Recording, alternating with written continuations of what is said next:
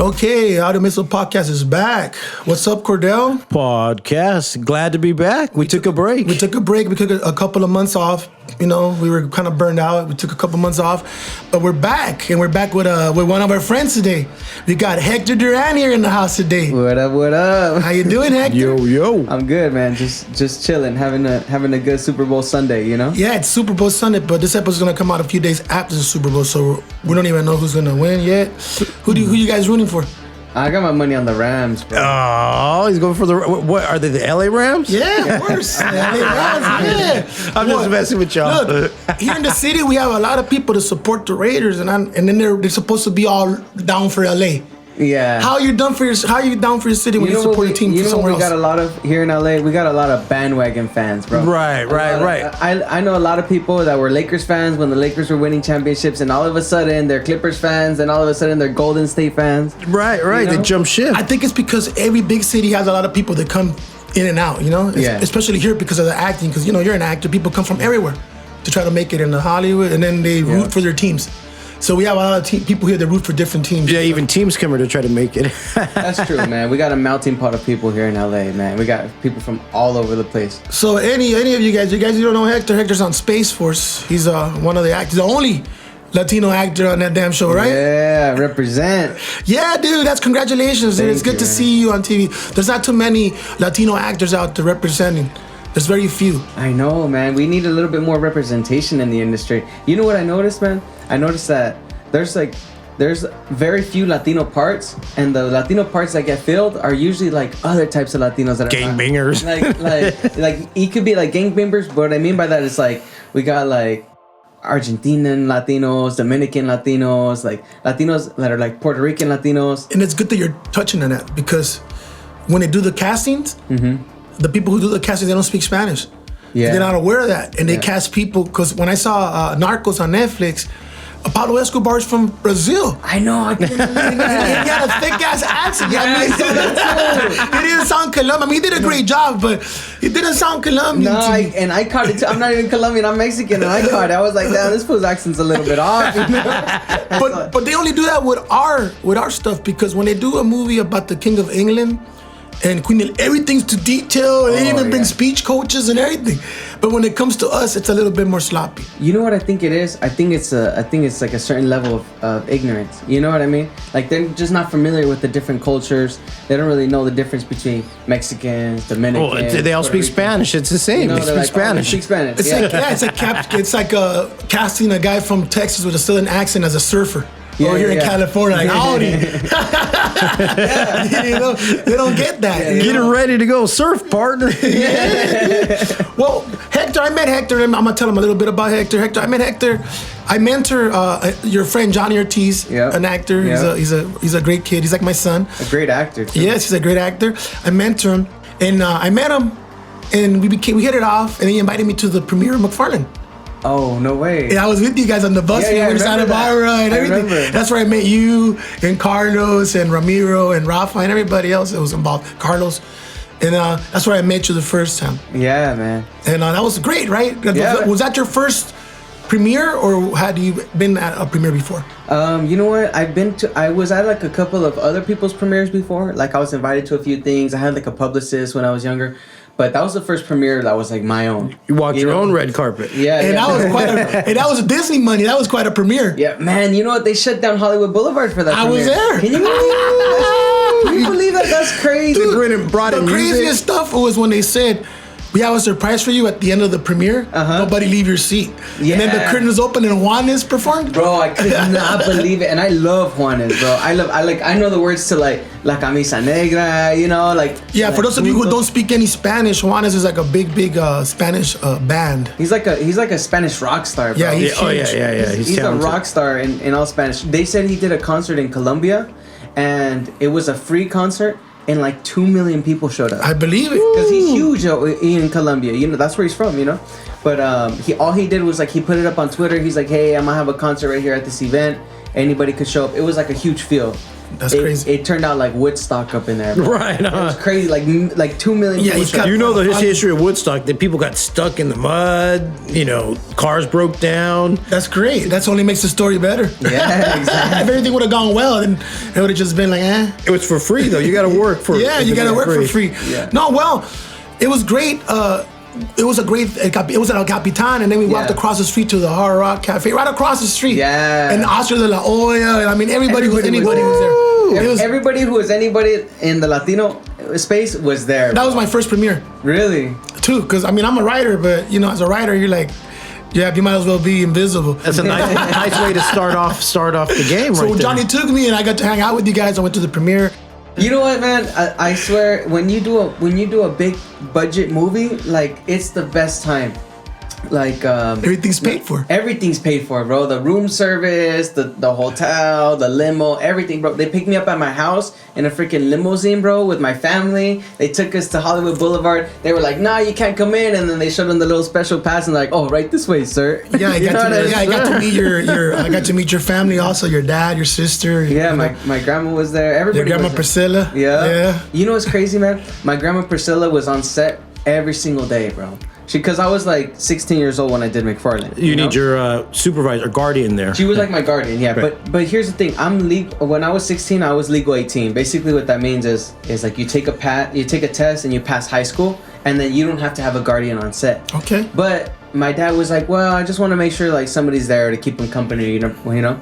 So my grandma would pick me up every single day, bro, like at 4:30, 5:30 a.m. And we're filming like in Santa Clarita, so it's like a long drive. Oh yeah. Every day she was there, bro, on the dot. Isn't that great? You got to spend some time with your grandma. Yeah, And do some bonding. Some bonding, and then you know what's even cool is like everybody by the end of that production, everybody on set was calling her grandma too. She was grandma. No, here's the crazy thing. On the last day, one of the main producers of the movie, he came up to us and he was like, "Here, I got this for you guys." And it was a cast chair that had grandma on it. No. It was Thai, bro, and she still has it. I just went to go see her a couple weeks ago, and she has it set up right there in her room. She's in Vegas. Yeah, Man. she's in Vegas, bro. Yeah, but man, it's cool because like when you're filming on these big production sets, man, everybody becomes family. Yeah. Like everybody. Yeah. Like I still talk to all the guys to this day. Did you hang out with Kevin Costner? Yeah, bro. Kevin's cool, man. I mean, he's like the nicest guy you ever meet. Because he was the leader of McFarlane USA. For those of you who haven't seen the movie, it's a great movie. Go see it. Yeah, McFarlane USA. And the cool thing is it's based on a true story. You know what? I got to meet all the runners and the coach and everybody. I was blessed to go hang out with you guys, meet all you guys, and get to meet everybody. And but here's the thing. The movie could have made so much more money. And it barely made its money back. And it was because Latinos like to buy bootlegs, and you guys gotta stop doing that shit. I would go eat tacos. Support. Yeah, you're killing our industry, man. We used to go buy tacos with Johnny, and then there's always a bootlegger in front of the taco trucks. And then I would be like, "Yeah, you got McFarlane," and he would put up like a 3-foot stack. And he would be like, "This is what I'm selling the most." So the movie was selling, but it wasn't selling like It was selling on the street. On the street, it sold. Yeah, but when you guys do that, you guys kill the business because Disney didn't make any more Latino movies after that. Yeah. They did Coco, and that made money, so they made another one, Encanto. So whatever it's a business. Yeah. So if you guys don't support us, there ain't gonna be any more people like you on the screen. Yeah, I told my Latinos out there listening to this, if you see a Latino movie at the bootleg, don't buy it. Buy it on DVD or something. Yeah, support us so we can have a Streaming, better yeah, industry. Yeah. And then when did you know you're gonna be an actor? Because I mean, it took me a long time to figure out I wanted to do some writing. You know what I mean? Yeah. Well, you know what's crazy, man? I've been blessed to have the most supportive family. Like for real, my dad, my mom, my siblings, they've always supported all of my ambitions. So when I was like, I don't know, I think it was like in 5th grade or something, they had this school play, and I tried out for it, and I got it, and I had like a little small part, but I was like, oh, this is fun, because I was in front of the audience, all the parents were laughing, you know? It felt good. And then I got home, and then I think I watched like Mission Impossible, and like the movie was over, and I loved it, and I told my dad, you know what? I want to do that. I want to be an actor. And he was like, oh, for real? And you know, my family's supportive, so right away they're like, all right, if you want to do that, we'll put you in acting classes. So I went to acting classes for like maybe 6 months, and then after that I auditioned to get an agent. I got an agent. I started doing commercials, and then little by little, it's like you think you want to do something, but then you try it out, you might not like it. Sometimes you do like it. But I'll never forget the first time I I came out on TV was like a background job, and I was supposed to be in the background of this show called Big Shots. And I told my dad told my whole family. He was like, "Hey, watch Big Shots on Thursday. Hector's gonna be on the background in the soccer scene, you know." And so my whole family was watching. I felt so cool. Yeah, bro. of When I course. came out, you will not believe it. When I came out in the background, there was a fence blocking my face, bro.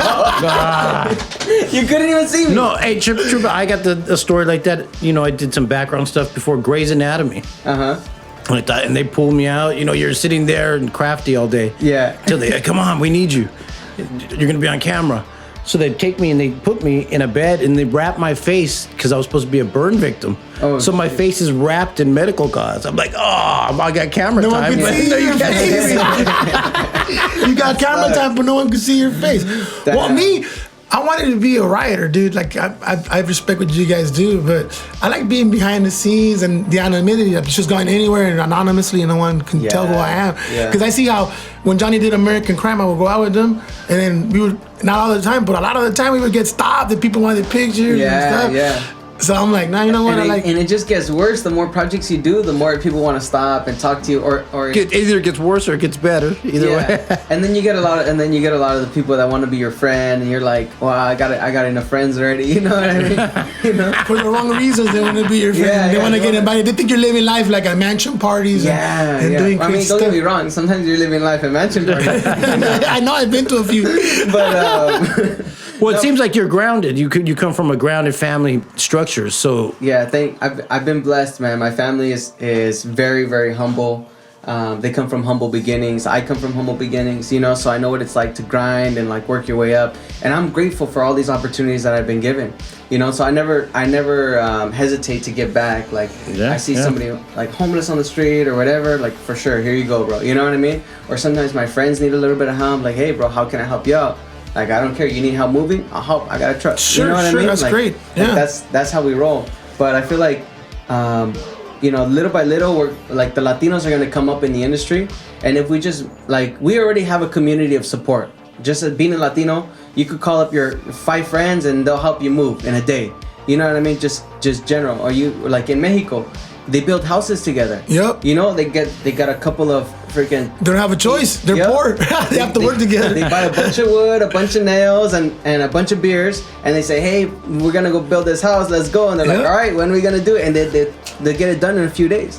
You know, so I feel like we got that culture already. And as we come up in the industry, I'm gonna be like the next Adam Sandler. What I you know? notice all is- my friends coming up with me. What I notice You know what is I mean? here is that a lot of the people here are not as united in the Latino community. Like, they're waiting for white Hollywood to come out and we're gonna make 20 movies this year with Yeah. Latinos instead of producing their own films. And then, cause I'm a writer, and every time I tell somebody, hey, I got a good script, they're always like, I got one too. And Yeah. I'm like, okay, let's read each other once and let's focus on the best one. And they're like, Yeah. no, I wanna do mine. No, I wanna do mine.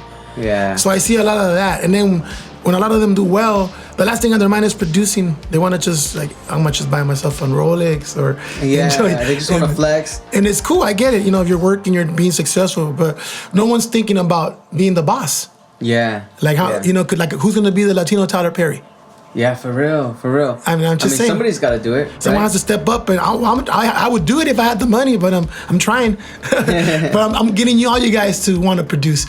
I think the more connections we make, the more we start to like build a community of support for each other. Like I know somebody that knows somebody else that has this, you know, that somebody's a camera guy or this guy's a director of photography. networking, yeah. Cinematographer, and then eventually we put our own projects together. But bro, you know what? I really like your script, the second chance. Man, that's a good one. We're trying to get that done. Done, you know? man. Unless you have the resources, it takes you a while. You have to pitch in. You have to be like a prostitute. You have to go out there and horse with everybody. But I was anyway, gonna tell you. I wanted to say one more thing. You were saying about being behind the camera, like as a writer, right? You know what? Also, another thing I noticed in Hollywood, a lot of the writers, like there's IMDb and you got pictures of everyone, but a lot of the writers and the producers and those type of people behind the camera, they don't want people to know their. They don't even have their pictures. No, they take them. They literally request for their pictures to be taken off. Yeah. Like they don't want any pictures anywhere. Well, imagine how many people are gonna bother you. Like if you're like he's one of the greatest cinematographers in Hollywood. Like everyone that wants to do a movie is gonna ask you for questions, advice. Ask Not you even for a gonna, job. you're not even gonna be able to make it down the store with everybody up your ass. Hey, what are you doing? Hey! Like it's crazy. Did you write that one movie? Yes. Yeah. Oh wow! And like, okay, I get it. You know, people will admire you. A lot of So I people, gotta- you know, they want to do certain things and they can't do them, so they live through other people. You know. Yeah, by living vicariously. Yep. I wanted to ask you. So when you make it big as a writer, are you gonna have your pictures up there, or are you gonna be anonymous? I'm thinking that because I hang out with you guys, everybody already knows who I am. Like I'm hanging out with Johnny. I'm always like, if you look on Google, I'm always like in the background. I'm always like I'm out to like I'm mugging them or something. I'm always in the shadow. Who's this guy? Is that his bodyguard? Yeah, exactly. But anyway, let's get back to your work. You did Space Force on Netflix. We saw that. Thanks. That was man. funny. It's with Steve Carell. John Malkovich. John Malkovich. That's a Lisa great cast. Kudrow's in there. Like Ben Schwartz, Jimmy O Yang, hilarious comedian. There's like so many funny people. So for anybody that hasn't watched Space Force, it's like a workplace comedy similar to The Office, different style of comedy. But on space. But in space. Yeah. Yeah. So basically the show centers around Steve Carell.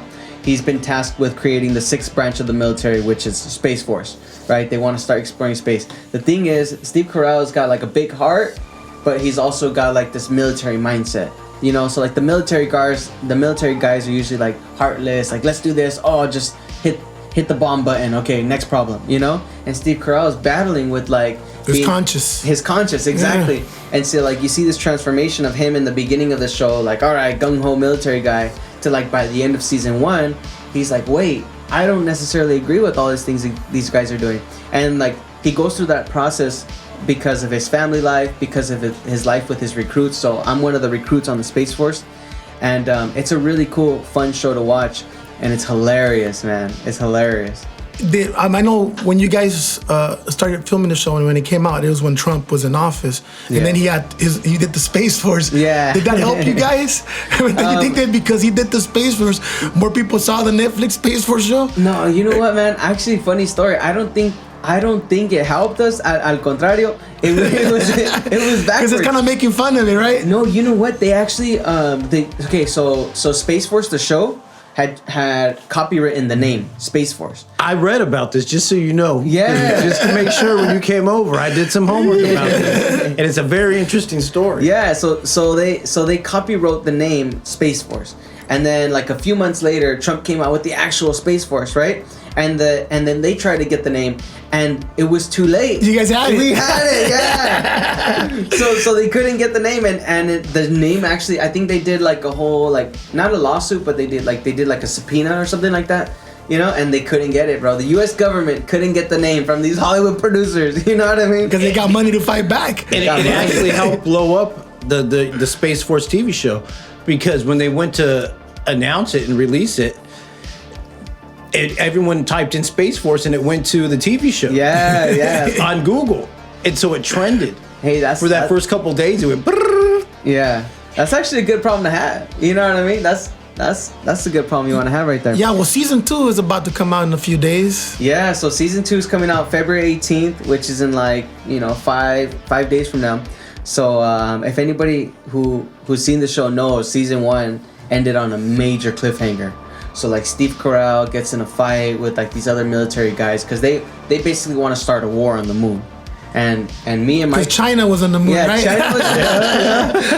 China was on the moon. China.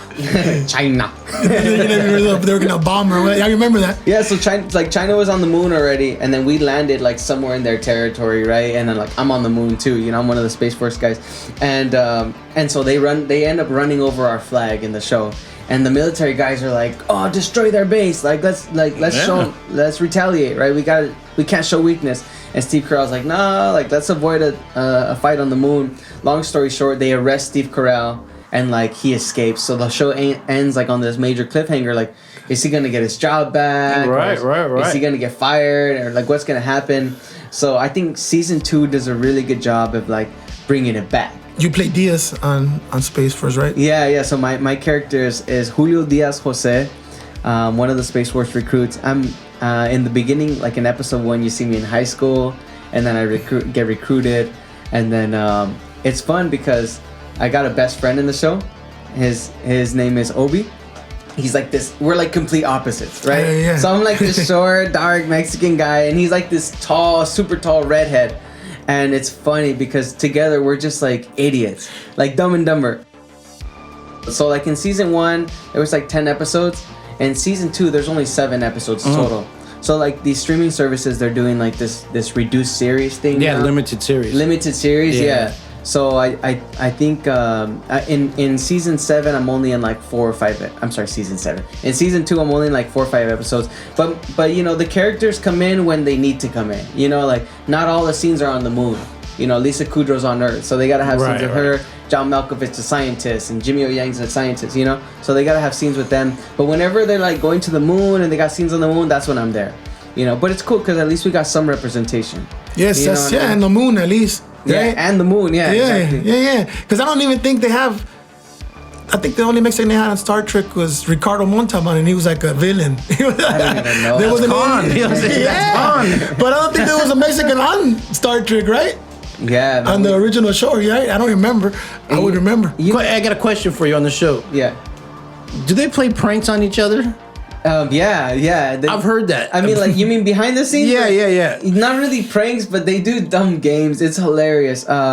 You know, Ben Schwartz? Yeah, that's you know what I Ben heard. Schwartz? Yeah. So Ben Schwartz is funny, man. He's so good at improv. He's got that thing on Netflix. He's got his Netflix special, Middle Ditch and Schwartz. It's basically a comedy show that's completely made up on the spot. And he's so phenomenal. So what he does is between takes, like let's say it's kind of like a boring day or it's like a hot day and like people are not really in the mood. Retakes. Reshoots, exactly. So between the takes, he actually runs these like little comedy improv sketches where like everybody gets to participate. And so there's like one exercise that's called yes and. So basically it's like somebody will say something and then you gotta agree with whatever they say and then you gotta one up it. So you could say like, oh man, I just stepped in poop. They're like, oh yeah, you just stepped in poop. Damn, bro, I just fell in the sewer. You know, like something dumb. You know, I don't know. You think that's bad? You think that's bad, exactly. So it's funny, man. Some of the stuff they come up with will have everybody cracking up. Like you'll see John Malkovich and Steve Carell just in the corner laughing at our dumb jokes. You know what I mean? But it's fun. It's fun and it makes the environment like fun to be in. That's the best thing when you're working on somewhere where everybody's laughing, having a good time. The days go by faster. Yeah. Right. Actually, man, I'm kind of disappointed, man. I came back from Vancouver. That's where we shot season 2, and that time flew, man. Oh. I feel like I was there for a week. I mean, we were there for like almost 2 months, but I felt like it was there for a week. You know, that's great. Having fun, exploring the city. The cast members went out to eat, and like just like having these fun experiences, and then time flies. Okay, Hector. So besides Space Force, are you involved with any other projects right now? Yeah, man. I just did I was just on the show SWAT. Okay. The CBS show SWAT. Yeah. Where it's like the CSI type of show, but I played a villain. I played a bad guy in there. Is that fun? It was fun, and you know what's crazy? All my lines were in Spanish, bro. Oh shit. Yeah, and for anybody that doesn't know, Spanish is my second language. So I didn't speak Spanish like growing up. You know, like my parents both spoke Spanish, but they would talk to us in English. You know, and then I learned Spanish because of my my fiance. Her and her family only speak Spanish. So for me to do a part that was like all Spanish was new and it was fun. So I ended up playing this Colombian gangster who like kidnaps this girl, and then I'm like interrogating her, trying to figure out where she put my boss's drugs. Do you notice that we always get those kind of roles in Hollywood? Like it's always like the cartel guy or the fucking gangster or someone who's a bad guy. It's never like the young Latino going to medical school and struggling at Wall Street. It's always something like bad or negative, right? Yeah. Or is it just me? No, you're absolutely right. It's rare when we get those good roles, you know, like the medical guys or the lawyers or the police officers. You know, I think honestly we got to do a better job at representing ourselves, man. That's what I'm saying about producing, because the only way we're gonna change that is if we make our own films. Yeah. Because we show ourselves, you know what I mean? Yeah. Instead of through the eyes of somebody else. You know what I think also is another thing is like a lot of people don't know anything about our culture. You know what I mean? Like they don't know where we come from. They don't know like what our traditions are. Everybody knows Cinco de Mayo, but that's it. And that's not even. And Dia de los Muertos. Yeah, and Dia de los Muertos, exactly. And those, I mean, like Cinco de Mayo is not even like a real Mexican holiday. You know? No, people think it's Mexican Independence Day. It's not. Yeah. That's the Battle of Puebla. Independence Day, September 16. Okay. Yeah. Just saying. And no one drinks that day for some reason. It's always Cinco de Mayo and St. Patrick's Day. That's funny. But I think, you know what, man? We got to create some fun characters that people are gonna love, and I think like people like you, Felipe. That's up to me. I have to write them. He's like, I have to write the characters. and I'm working, and like you said earlier, you know, we're all kind of have our own ideas streaming, but I got this project I'm working on too. It's called Billionaire Diaries. I already copywrote it. Copywrote it and everything, so I could talk about it. But it's a story about a kid, and he's like this kid. Is that the one you sent me? I sent you. I think I sent you the trailer. I sent you the trailer. That was pretty cool. Yeah, I read it. Yeah. So that was good. So it's a story about a kid, and he's like broke. He's like working a 9 to 5, and he gets fired, and then after getting fired, he gets evicted from his apartment, and he's like at the lowest point of his life, and then like he finds like these magic mushrooms, so he eats them, and then like he knocks out, and then he wakes up, and he's like, damn, did I die? And then he starts screaming, and then all of a sudden he wakes up in the future. So he like wakes up from a nightmare, but all of a sudden he's in the future, and it's himself in the future, but he's rich. He's like super loaded. He's a billionaire, right? He cannot believe it. He looks to his right. There's like the hot chick beside him. He looks to the left. There's like another hot chick. Another hot chick walks out of the restroom, you know. And then he looks at there's a view, and there's like a skyline view, and he's like what's going on? And then he has like a butler, and his butler says, oh, like in the future we could time travel. He's like, what do you mean? He's like, yeah, in the future. So he gives him the whole rundown, and so he ends up going back in time, and he starts like winning the lottery and like winning all these horse races and like making this money. Is this a feature or a short film or, or a TV show? This is a movie that I'm working on. I wasn't sure if it was a feature film. Okay. Yeah, so like he goes back in the past, and he starts winning the lottery and like making money, and he starts changing the past. He starts changing his life, yeah. Okay. And then in the middle of it, and this is where the story gets interesting. I don't want to give too much away. Exactly, don't give too much away, because they're not gonna pay to see it if you give it all away. Okay, so he's like having this amazing life, right? And then in the middle of it, something really bad happens, and he has to basically undo that bad thing that happens. But he comes to the realization he can't undo that bad thing that happens. He's trying to fix it, but he without can't. Undoing all the lottery winnings and all the money that he made, and undoing all this thing. So he has to go back again and redo everything, but organically. You know what I mean? He has to really put in the hard work. That's a good. There's no shortcuts in life. There's no shortcuts. Exactly. So it's a fun story, and I think the character's a character that people are gonna love. You know, people are gonna root for this character and be like, damn, we saw him struggle. We saw him succeed, and now we saw he's coming to this realization. Now you said you're writing this? Yeah. Are you writing this for yourself to play? Are you writing this to direct? Or are you just writing this for something else? I'm writing this for myself, man. So you're producing now, and you're writing, and you're going to act. So I'm writing. I'm getting started on the producing side. You know, I heard you dance, too. Is that true? Yeah, I dance a little bit. There's some videos on YouTube about that. You can see them. I'll get to that. I'll get to that in a minute. But the whole producing thing, man, it's harder than it looks. It's so much harder. Like the most difficult part of any production is not the writing, it's not the acting. It's getting a whole crew together of like 200 people at the same time to show up at the same day. And feeding them, and bathrooms. And feeding, bathrooms, coordination, all that stuff is so difficult. And paying them, which is the most important. Which is the most important part. Yeah, and paying them. Yeah, exactly. But I'm working on it, man. I got the script. It's almost done. Obviously, it needs some tweaks. I'm gonna run it by a few of my writer friends, including yourself. And sure, yeah, we can make whatever I can do. To it. That's great. I'm glad to hear that you're producing, that you're writing, you're trying to branch out into other things, because not everybody does, and I'm glad to see you growing. And I also you're about to have a baby. Is that true? Man, you know what? Yeah, God, Lord willing, man. Congratulations! Thank you, man. Lord willing, I'm about to have a kid. My fiance, she's a few months pregnant already. Congratulations! Thank you, man. We've been together for 9 years already. Oh wow, that's a long time. You're practically married already. You're married. You're married. Yeah, man. But you know what? It was finally time, because we've been together for so long. But keep in mind, I'm only 24 years old right now. You know, so we've been together since I was like 16. If you wait, you'll never have any. I said I'm gonna wait for the right time. I'm 49 now, and I have no kids, and I don't think I'm gonna have any. Unless I get with a girl with 2 kids, I'm not gonna have any. You said as a young kid you already had a representation or an agent. At what age?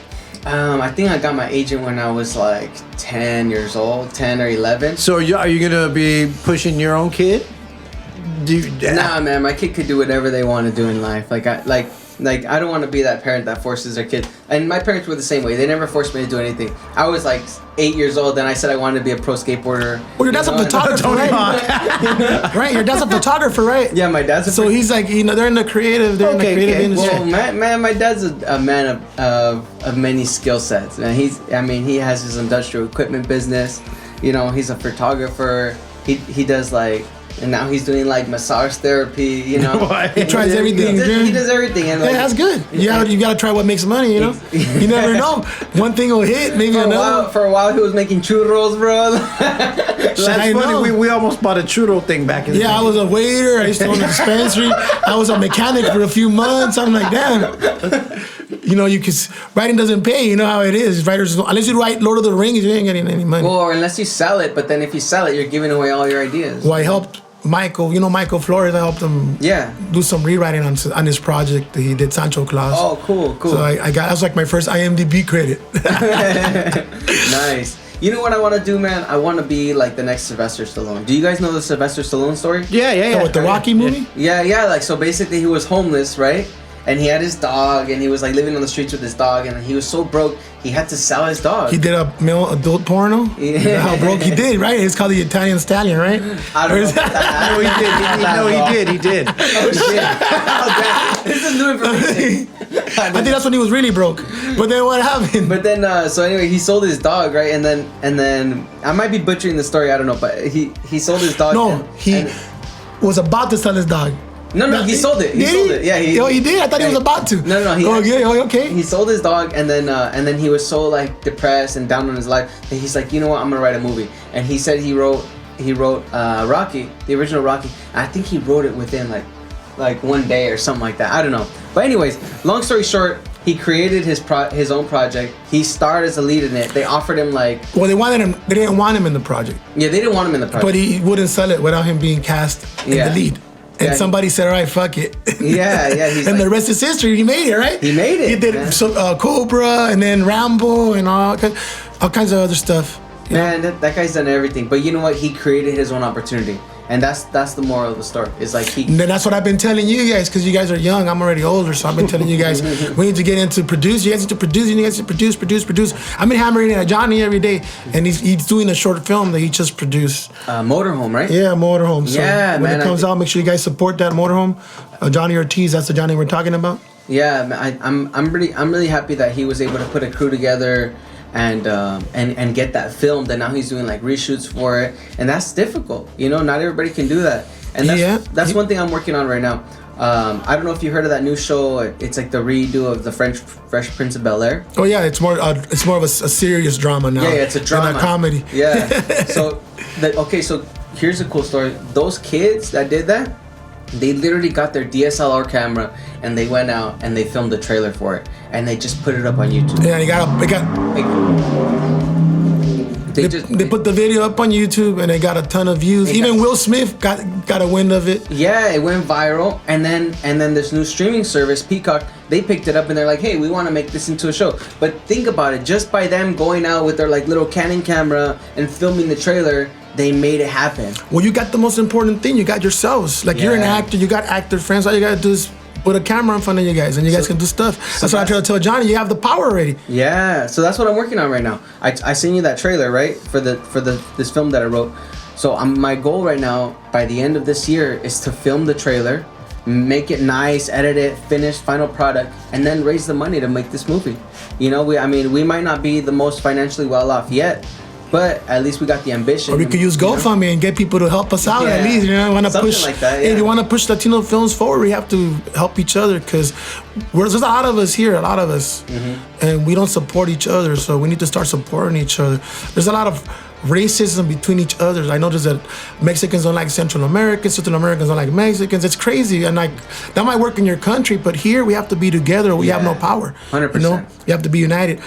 Well, Hector, it was great having you on the broadcast, on the podcast. Thank you for stopping by. It's always a pleasure to see you and talk to you. Thank you for being here with us. I know you were a very busy person around this time right now. Oh, he's going to the Super Bowl. Yeah, so he's about to go to a Mansion Super Bowl party. Right? Oh, man. Well, thank you for those locations.